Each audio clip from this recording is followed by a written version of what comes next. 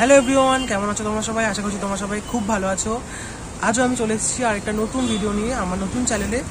আজকে রান্না ইলিশ মাছ এর মাথা দিয়ে বেগুন দিয়ে রান্না। আশা করছি তোমাদের ভালো লাগবে। চ্যানেলটিকে সাবস্ক্রাইব করবে। বন্ধুরা, ইলিশ মাছ দিয়ে বেগুনের পাতলা ঝোল বানানোর জন্য আমাদের এখানে লাগবে অবশ্যই ইলিশ মাছ, আর পাশে রয়েছে বেগুনটাকে দেখো আমরা এইভাবে 4 টুকরো করে নিয়েছি। আর আলু দিয়ে ঝোল করবো, যেহেতু আলুও আছে এখানে। নুন হলুদ মাখিয়ে মাছটাকে প্রথমে ভাজতে বসিয়ে দিলাম আমরা।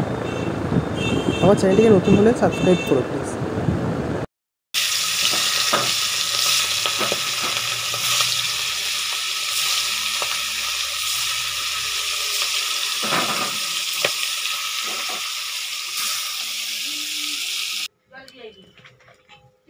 বেগুনগুলো ভেজে নেব।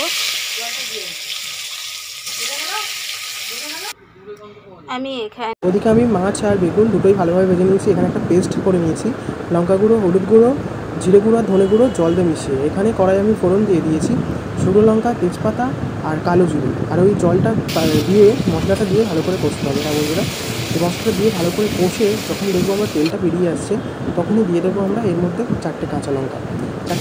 তোমরা ঝালের পরিমাণ যেমন পারবে তেমন দেবে তোমরা। তারপরে বেগুনটা দিয়ে একটু হালকা কষে আমরা জল ঢেলে দেবো।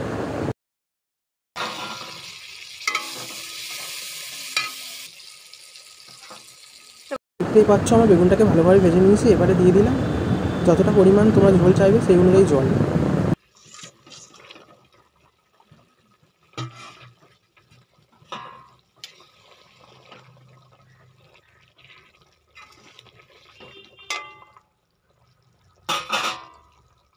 বন্ধুরা, তোমরা দেখতেই পাচ্ছ তৈরি হয়ে গেল বেগুন দিয়ে ইলিশ মাছ। ভিডিওটা কেমন লাগলো অবশ্যই জানিও কমেন্ট বক্সে।